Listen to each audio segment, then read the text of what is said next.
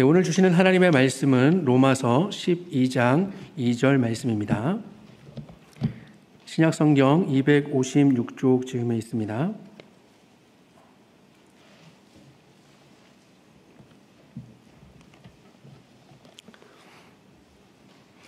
로마서 12장 2절에 있는 하나님 말씀을 제가 봉독하겠습니다.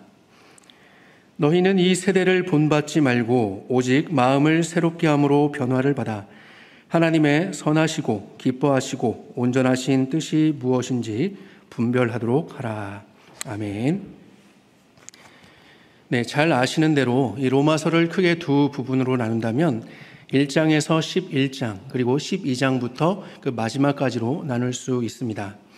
바울은 이 전반부인 11장까지 죄인이 그리스도 안에서 은혜로 믿음을 통해서 이 의롭게 함을 얻었다라는 이신칭의 교리를 다루고 있습니다. 대략적인 내용을 좀 이 앞부분을 요약을 하자면 1장 18절부터 3장 20절까지에서는 인류가 창조주이신 하나님께 행했던 그런 불순종을 지적한 후에 3장 21절부터 31절에서는 그리스도 안에 있는 구원의 계획을, 4장 1절부터 22절에서는 아브라함의 믿음을 통한 그 구원의 성취를 우리는 볼 수 있습니다. 그리고 5장에서는요, 아담 때문에 사망에 이르게 된 그 상황을 예수 그리스도께서 어떻게 바꾸셨는지를 보여주고 있고, 6장에서는 그리스도인의 구원을 위해 그리스도의 그 죽음을 어떻게 받아들여야 죄의 능력이 파괴될 수 있는지를 6장에서는 설명하고 있습니다. 그리고 7장에서는 어떻게 그리스도의 죽음이 죄와 율법에 지배당했던 인간들을 해방시켰는지, 8장에서는 바로 그 그리스도의 죽음의 결과로서 하나님의 영이 지배하는 그런 현재에 이르게 되었다는 것을 설명하죠. 복음 중에 복음이라고 하는 부분입니다.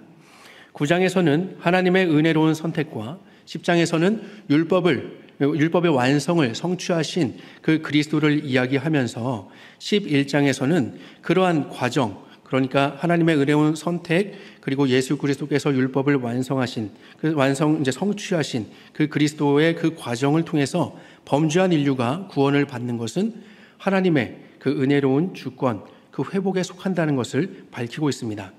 이것이 로마서 전반부인 11장까지의 내용입니다. 정리가 아주 훌륭하죠. 물론 이것은 제가 정리한 것이 아니라 악트마이어라고 하는 학자가 잘 정리해 놓은 것을 저는 읽고 소개해 드릴 뿐입니다. 그리고 이어서 12장부터 시작되는 이 후반부에서는요, 구원받은 그리스도인이 어떻게 살아가야 하겠는가 하는 그 그리스도인의 윤리들에 대해서 말하고 있는데요. 이러한 삶은 의무와 책임 이전에 믿음으로 의롭다함을 받고 구원을 얻게 된 이 성도가 값없이 구원을 주시는 그 하나님의 은혜에 대한 감사를 기꺼이 자신의 삶으로 그렇게 삶을 드림으로써 표현하는 것이다라고 할 수 있습니다. 그리스도인의 그 윤리적인 삶, 윤리를 지키는 삶은 의무와 책임 그 이전에 이미 그 마음속에서 구원에 대한 감사로 내 삶을 주님께 드립니다라는 그런 표현이라는 것이죠. 따라서 그리스도인으로서 삶을 살아갈 수 있는 그 전제 조건은 구원해 주심에 대한 감사, 그 감사로서 자신을 하나님께 온전히 드리는 것, 헌신하는 것일 것입니다. 그렇기 때문에 사도 바울은 로마에 있는 그리스도인들에게 이 그리스도인의 삶을 이야기하면서 먼저 그들의 몸을 하나님께 드리기를 권하고 있는 것이죠. 오늘 12장 1절에서 보시는 것처럼 신자가 하나님이 기뻐하시는 거룩한 산 제물로 자신의 몸을 드릴 때 그것이 영적인 예배, 즉 하나님께 합당한 예배가 되기 때문입니다.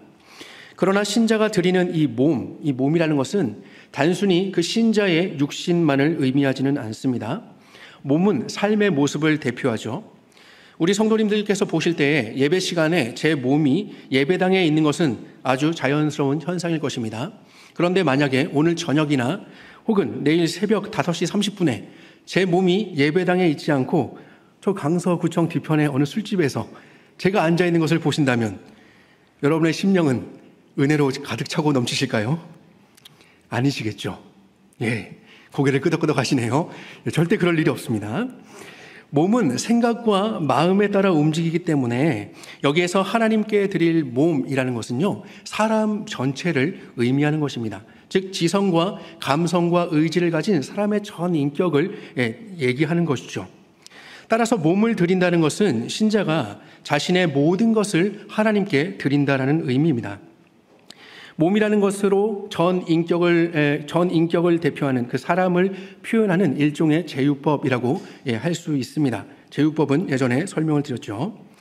이렇게 전 인격적으로 자신을 하나님께 드릴 때 그것이 하나님께 합당한 예배가 되는 것입니다.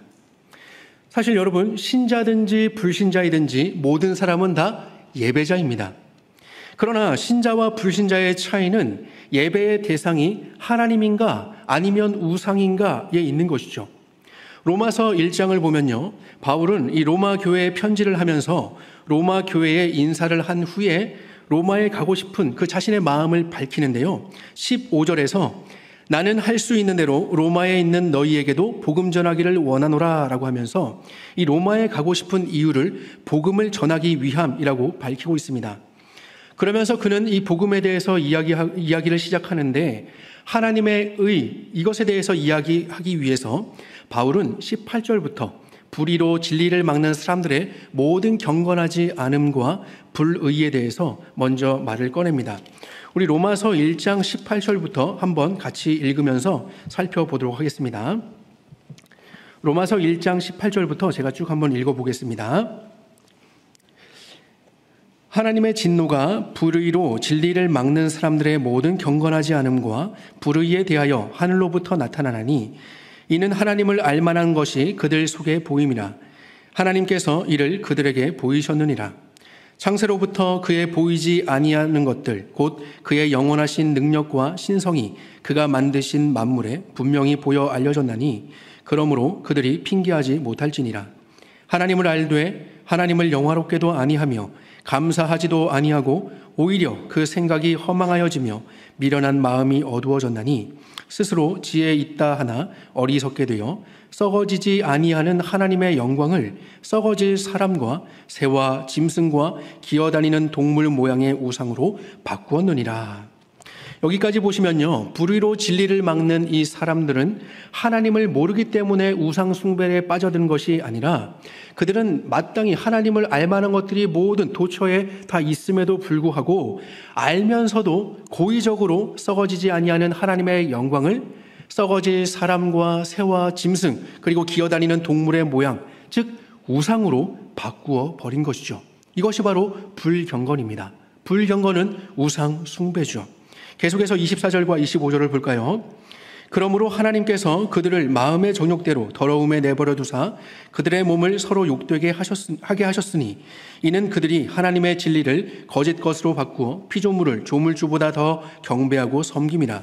주는 곧 영원히 찬송할 이시로다. 아멘. 그들이 피조물을 조물주보다 더 경배하고 섬김이라. 이 그들은 바로 18절에서 불의로 진리를 막는 사람들을 의미하죠. 지칭하고 있죠.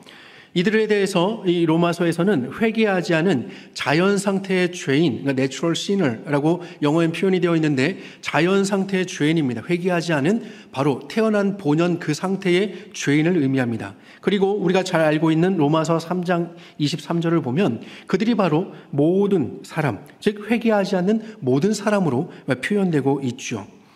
따라서 이 1장의 말씀을 볼 때 모든 사람은 이런 의미로 예배자라고 할 수 있는 것입니다.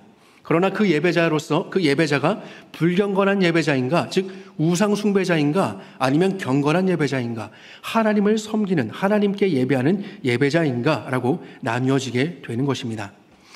이어서 나오는 26절부터 32절은 불경건한 자들에게서 나오는 모든 각종 불의에 대한 이야기인데 요약해보면요, 동성애를 비롯해서 추악, 탐욕, 시기, 살인, 분쟁, 사기, 악독, 비방 등이 여기에 있습니다.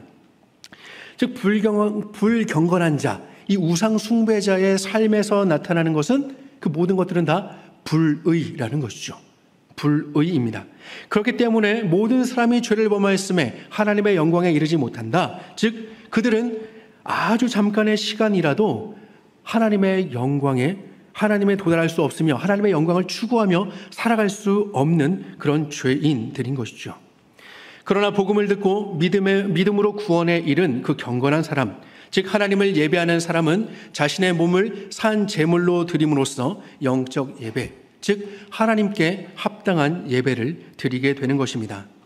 그렇다면 하나님께 자신을 드리는 합당한 예배는 구체적으로 어떤 것일까요? 우리는 그것을 오늘 본문으로 삼은 2절에서 알 수 있습니다. 먼저 이 세대를 본받지 않는 것입니다. 너희는 이 세대를 본받지 말고, 이 세대란 진리에 반대하는 이 세상의 모든 가치관을 의미하죠. 특별히 불경건하고 불의한 모든 사람들의 그 문화와 생활 양식이 포함된 이 시대의 상황이나 또 시대의 정신을 다 담고 있습니다. 본받지 말라라는 단어는 순응하지 말라라는 그런 의미인데 이것은 수동형으로 되어 있습니다. 따라서 이 본받지 않으려면, 순응하지 않으려면 정신을 바짝 차려야 된다는 것이죠. 정신을 바짝 차리지 않으면 나도 모르게 순응하게 되기 때문에 적극적인 주의를 요구하는 것입니다. 반면에 해야 할 것이 있는데 그것은 마음을 새롭게 함으로 변화를 받는 것입니다. 우리 성경에서는요, 마치 분별하도록 하라, 이것이 명령형 동사인 것처럼 그렇게 번역을 하였지만 사실 이 2절에서 명령형 동사는 본받지 말라라는 것과 변화를 받으라, 이렇게 두 개뿐입니다. 원문을 우리 어순에 맞추어서 조금 더 매끄럽게 번역을 해보자면, 그리고 너희는 이 세대를 본받지 말라. 오히려 너희는 너희를 향한 하나님의 선하시고 기뻐하시고 온전하신 뜻이 무엇인지 분별하기 위하여 마음을 새롭게 함으로 변화를 받아라 라고 이렇게 해석을 할 수 있습니다. 따라서 이 2절에서의 중심 내용은 바로 본받지 말고 변화를 받으라 라는 것이죠. 본받지 말고 변화를 받으라. 하지만 저도 오늘 이 설교 제목을 우리의 성경의 번역 그대로 너희는 분별하도록 하라 라고 하였는데요. 그 이유는 바로 본받지 말고 변화를 받으라는 이 명령의 목적이 바로 분별이기 때문입니다. 분별. 무엇을 분별하는 것이죠? 바로 우리가 읽은 것처럼 하나님의 선하시고 기뻐하시고 온전한 뜻이 무엇인지 그것을 분별하는 것입니다. 그러므로 마음을 새롭게 하여 변화를 받은 신자들은 세상의 악한 풍습과 하나님의 뜻을 분별하여서 옳은 것을 가려내야 하는 것이죠. 그리고 그 옳은 것을 믿고 옳은 것을 따라 삶으로 살아갈 때 자신을 하나님께 드리는 영적 예배의 삶으로, 영적 예배로 드릴 수 있는 것입니다. 분별은 중요합니다. 따라서 신자에게 있어서 옳은 것을 분별하는 것, 진리를 분별하는 것은 선택이 아니라 필연적인 삶이라고 이야기할 수 있습니다. 이 세대는 여전히 썩어지지 아니하는 하나님의 영광을 썩어질 우상으로 바꾸어 경배하고 섬기고 있습니다. 비록 사도 바울과 또 로마서를 받는 사람들이 살던 그 시대와는 좀 다르게 사람과 동물의 형상이 아니더라도 그렇게 우상 숭배를 하지 않더라도 우리는, 이 세대는 다른 우상들을 섬기며 불경건하게 살아가고 있습니다. 여전히 불경건한 자들은 자신들의 불의가 옳은 것처럼 이 시대 정신을 조장하고 있습니다. 부디 정신을 바짝 차리시고 이 세대를 살아가지만 우리에게 주신 그 하나님의 말씀을 통해 선하시고 기뻐하시고 온전하신 뜻이 무엇인지, 그 하나님의 뜻이 무엇인지를 잘 분별하시면서 이 세대를 본받지 않고 새로운 마음으로 그렇게 마음의 변화를 받아 하나님이 기뻐하시는 합당한 예배로 우리 자신을 온전히 헌신하는 참된 예배자, 경건한 하나님의 백성들로 살아가시기를 주님의 이름으로 축원합니다. 기도하겠습니다.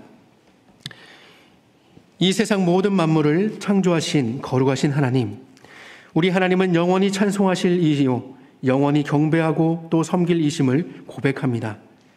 약속된 주님의 나라를 향해 전진하는 거룩한 백성들에게 이 세대를 본받지 않도록 늘 인도하여 주시고 우리의 마음을 새롭게 함으로 변화시켜 주셔서 하나님의 선하시고 기뻐하시고 온전하신 뜻이 무엇인지 분별하며 진리로 살아가는 저희들 되도록 도와주시옵소서. 이 세대는 여전히 기세등등하여 하나님의 진리를 거짓 것으로 바꾸어 그것을 하나님보다 더 경배하며 섬기고 있습니다. 주여, 이 땅에 하나님 나라 백성들과 교회 공동체가 굳건한 진리의 기둥과 터가 되게 하여 주시고 거짓 것과 맞서 싸울 때 이미 승리하신 그리스도와 함께 승리하도록 도와주시옵소서. 주 예수 그리스도의 은혜와 하나님의 사랑과 성령의 교통하심이 거짓 것을 섬기며 살아가는 이 세대 속에서 진리 편에 서서 진리로 살아가기를 다짐하는 모든 사랑하는 주님의 백성들 머리머리 위에 지금부터 영원토록 늘 함께 하시기를 주님의 이름으로 축원하옵나이다. 아멘.